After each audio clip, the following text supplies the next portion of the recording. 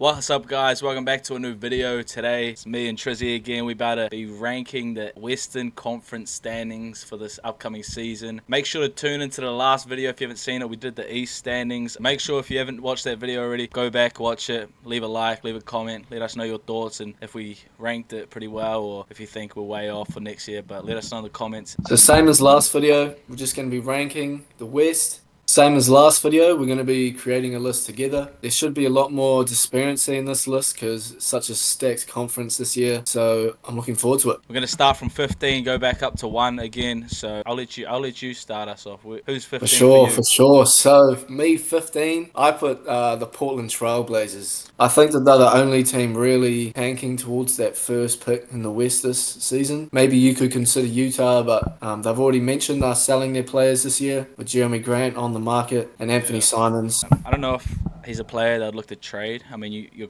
guard rotation's pretty heavy. You got Scoot, Shane Sharp, Anthony Simons. Portland for me, I think 15's a good spot. I think everyone just in the West is probably going to be better. Like, they still got an alright squad. You got DeAndre Ayton, you got Jeremy Grant, who I doubt will be there the whole year. Then you got your guard rotation. Hopefully Scoot can have a better year than he did last year. It was kind of a disappointing rookie year, in my opinion. I just think they're going to have a big sell this season with how many centers, bringing in Donovan Yeah. Clingan while still having Aiton and Rob Williams. I'm looking forward to see what they do. I hope they do sell their players towards the deadline. Alright, I'll go ahead and I'll say who my 14 is. If you agree, I think I'm going to go with the Utah Jazz, but at the same time, Utah are just a solid ass team. When you go up against Utah on Wednesday or a Monday night, you have to be ready to play. Like, Lauri Markkanen is a player that can drop your team off. And then you also have players like Jordan Clarkson, Colin Sexton. I love Keontae George. I think he's going to be their franchise point guard moving forward. And then, yeah, Walker Kessler, great young center as well. After saying that, I low-key don't know if I want to put him at 14 Oh, anymore.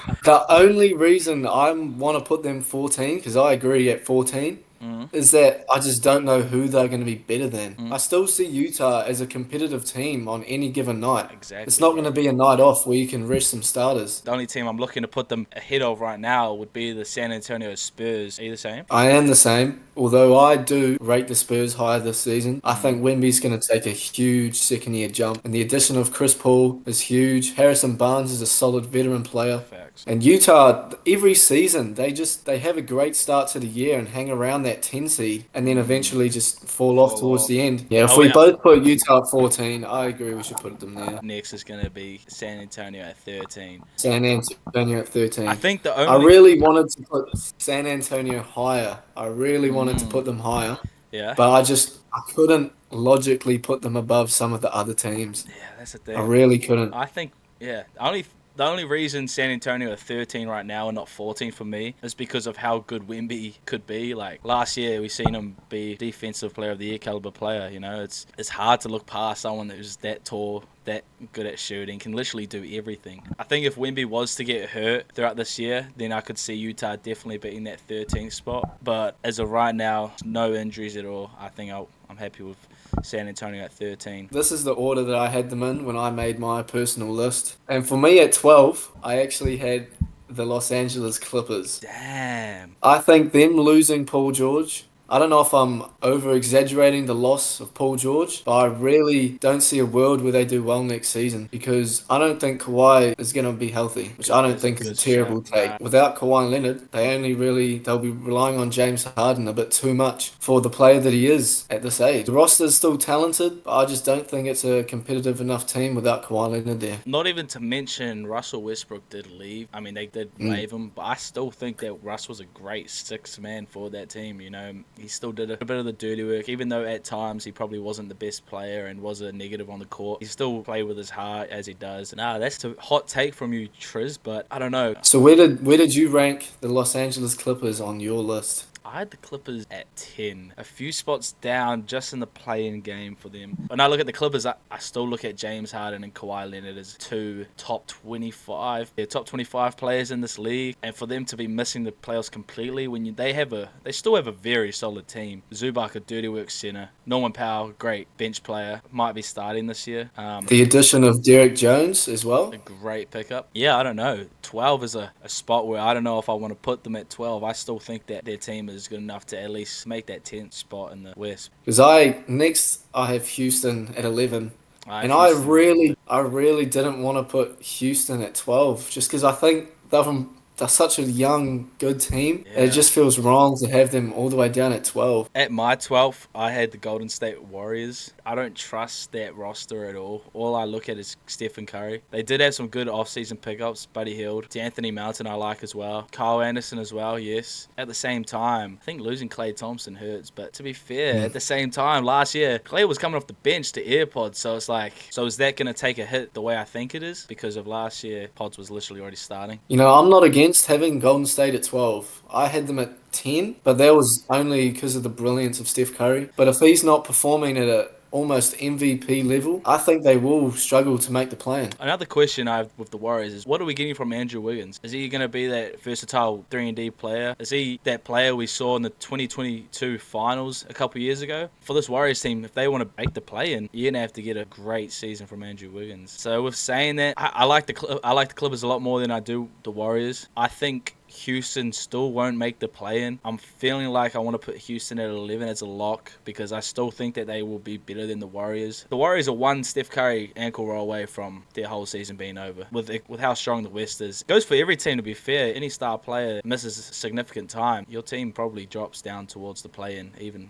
out. I agree. I don't like having Houston at 11 just because that means that they didn't progress at all. That's what it feels like because they were the 11th seed last year. Such a young and up and coming team. It feels wrong to put them at 11, but I could be inclined to agree that Golden State goes 12 and Houston goes 11. The thing with Houston is, yeah, they might not improve in the standings, but overall as a team, they can definitely improve because the West is just so strong that they could win less games and still have improved on the year because of how strong the West is. All right, so you want to go Golden State 12, Houston 11? I like Golden State 12, Houston 11, and then I think we can both agree that maybe the Clippers are 10th. Yep, I think that's a good spot to put them. All right, so we'll put the Warriors at 12. Damn, it feels wrong putting Steph Curry at 12, but fuck. All right, it's about to get even more interesting, even though that's already been hard enough itself. At 9, All who right, do you have sitting at 9?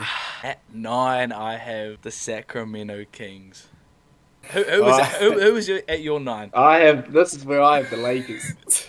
See, I have I the know Lake. you're a Lakers fan. You I got have the that Lake. bias. I have the Lakers at Oh. 8, bro. Only thing with Sacramento for me, I have them at 4. What? That is Their electrifying offense that they had 2 years ago, I think it's back. De'Aaron Fox, I think he's going to have a healthy season. And he was, at the start of the season before injury, he was up there top 5 MVP. 30 points a game, 40% three-point shooter. The addition of DeMar DeRozan, I think that team has too much offense to not be a high seed in the regular season. I don't know how you feel about that, but Yeah, with me with the Kings is last year they had about one more loss than they did the year before when they were the 3rd seed and they were the 9th. So that just shows how strong the West is again. Bringing DeMar DeRozan in obviously helps their offense. I don't know how much it helps their defense. So you're losing Harrison Barnes, who was a great vet for that team. The thing with the Kings is they're never injured. The injury luck has been very much on their side the last couple seasons. Yeah, the Kings, I don't know how much I trust their defense. I do agree that Sacramento is lacking on the defensive side of the ball, but how much does that matter in the regular season? I don't think it matters as much as in the playoffs. So I think even if I had them at 4, but even if we want to put them a little bit higher, Sacramento are always that fun team to watch. They are a regular season team. I had Sacramento, like I said, at 9. I had the Lakers at 8, and then I also had Phoenix Suns at 7. So with saying that, why did you have the Lakers at 9? well, I think we do have similar lists in the fact that I have the Lakers at 9 and the Suns at 8. I just think the Kings are going to be better than them this season. As a biased Lakers fan, it feels so wrong putting the Lakers at 9. But if we're going based off what's happened this last season and this off season, the Lakers haven't improved at all. We haven't done They haven't. shit. We re-signed Max Christie and drafted Bronny James and Dalton Connect. So when you put it like that, I guess you can say the Lakers are just not going to improve. I mean, I'm very, very curious to see how JJ Redick is on this Lakers team. Why I put the Lakers at 9, they haven't improved in the offseason, and based off the last 2 years, they've already been around this 8-9 area. And you have a first year head coach, and LeBron's not getting any younger. He's going to be turning 40 this season, and he just isn't competing in the regular season the way he was back in when he was prime LeBron. The thing with the So, Lakers is you have LeBron and AD, who just had their most healthy season in a long time together. I don't know how that looks this upcoming year. AD and LeBron just played in the Olympics as well. That might take a toll on their body. I don't mind putting the Lakers at 9 because it's the way you've convinced me to think about the Kings. I do agree agree that they are a regular season team. I would trust the Lakers in like a head-to-head setting, like the Yeah. play-in, a playoff series. But over the course of an 82 game season, that's why I have Sacramento above them. With that, I guess we can put the Lakers at 9, and we'll put And Phoenix. Phoenix at 8, yeah. If we're putting Phoenix at 8, I think Sacramento fits at 7 for me. That's a 7. Yeah. I could agree with that. I do like the Kings, but 7 isn't a terrible spot for them. The Suns, though, on the other hand, I think I like the Suns at 8. They did pick up Tyus Jones on the minimum. Tyus Jones and Monte Morris, two low-risk point guards, so it'll be interesting to see how they go. Because apparently Tyus Jones is going to be starting, so we won't see D Book starting at the point. But I still like them at 8, especially with a fresh head coach. Same with the Lakers. So The Lakers and the Suns, they have a lot of similarities. I mean, LeBron and AD are both old. KD and Beal are both old and injury prone. But like we were saying, Phoenix at 8, I like them. I think that they're still going to be a solid team. You still got KD, Devin Booker. You know, I think those guys will be able to carry you to a play-in spot and maybe even a playoff spot. So you had the Kings at 9. So I think we should slide them in at 7. There's a bit of a middle ground. I don't think I want to put Sacramento in the 6 range. Like, That's fair enough. thing is, bro, Sacramento could be fucking 1 seed, bro. We have no fucking idea. It's like Exactly. it's, This is such a hit or miss conference this year. yeah, That's why I'm so excited for this season. It's just yeah. so many variables, and we really don't know who's going to be up the top of the conference. We've finished our play-in range, and we have the Clippers, the Lakers, the Suns, and then the Kings. So at 6, At I 6. actually have Denver, Okay. but I do have the Pelicans at 7. So at 6 is where I would put the Pelicans. I think I had the Pelicans around here as well. The Pelicans, they don't really have a starting center this season. Their starting center at the moment is Daniel Tice, and I don't know how to feel about that. I wouldn't like Zion running small ball 5 for extended periods. I think he's too small. I think they have a very talented roster, but they also have lots of ball dominant players. So it'll be interesting to see, but just on talent alone, that's why I had them in the top 6. And what are your thoughts on the Brandon Ingram situation? I think Brandon Ingram will remain a Pelican. I don't know if he'll be traded this offseason or during the season. He's still a player that the Pelicans want to keep. I think the only problem with Brandon Ingram is the amount of money he's asking for. That's the thing that's going to hold him back from potentially signing with the Pelicans. And it also depends because with the Pelicans want to start Trey Murphy and they want to start Herb Jones. It's tough to start both of those players when you have a player like Brandon Ingram who's obviously a lot better than both of them offensively. Yeah, I don't think Brandon Ingram will be traded. I think he'll remain on this roster the whole year. Honestly, they could even be a top 3 seed for me this year. I think if they glue well DeJounte Murray, who just came over, he's an elite two-way player. And then also, you got CJ McCollum. He's a bucket every year. Yeah, I love their 2 forwards and Herb Jones and Trey Murphy who can both spread the floor and play defense. I think the Pelicans sit at 6. So what are your thoughts on the 5 seed? It's also between the Denver Nuggets and the Memphis Grizzlies. So who did you think was going to be better out of those two teams? I think the Denver Nuggets are going to be a better team. I hate to bet against Jokic. I think Jokic is still the best player in this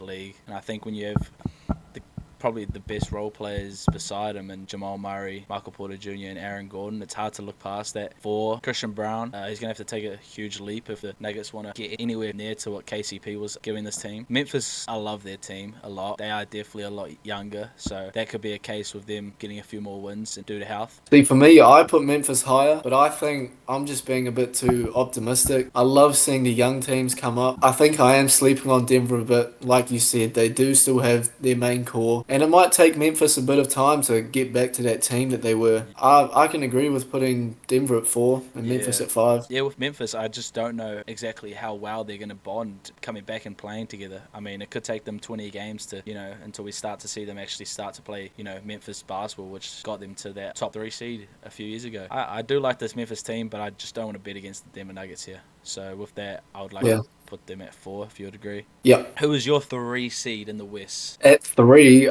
this is where I put Minnesota. Very similar to last season. I have OKC 1, Dallas 2. I think Dallas coming off the finals, adding Klay Thompson, although I'm not quite sure what he's going to provide for them as an aging player coming off injuries, but I really do like that pickup as a great shooter for them. So I think that's something they were lacking last season with Derek Jones and PJ Washington getting exposed a bit in the finals with with their shooting. So yeah, that's why I put Dallas above Minnesota. And then OKC's additions in the offseason have been fantastic, and they were the 1 seed last year, and I can only see that young team getting better. I'll agree with you on OKC at 1, but I had Minnesota at 2. I had Dallas 3. The reason I had Minnesota at 2 is because of how good they were last year, and I think Ant's going to take another leap as a superstar in this league. They still got Cat, in my eyes, one of the most underrated players in this whole entire league, personally. I just love their defense as well. You got Jaden McDaniels, you got Ant, you got Rudy Gobert. I just like Minnesota as a whole. I don't know if I'm putting my Karl Anthony Towns and Anthony Edwards bias in, but, and like we were saying, this is the regular season. I think that health and just overall consistency with the Minnesota Timberwolves will help them be a top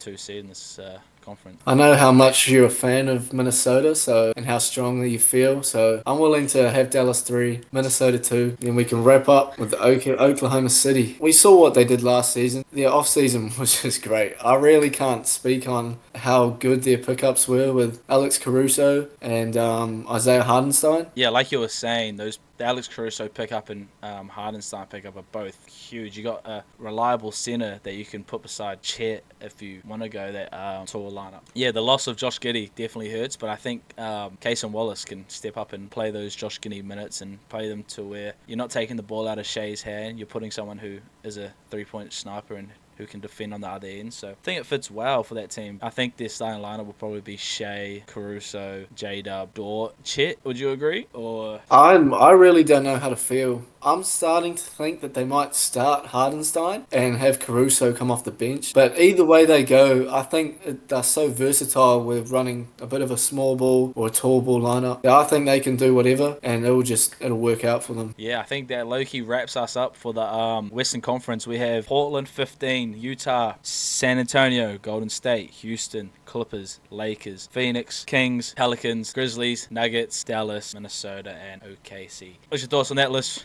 Trent, you like that? You don't? I think it's a good list. Yeah. Do I think we're gonna get it right? How fucking no? Absolutely not. How no? Well, no, we're probably gonna come back and look at this and think, holy shit, We will. like that was We'll have to crazy. do a Yeah. follow up on this at the end of this season.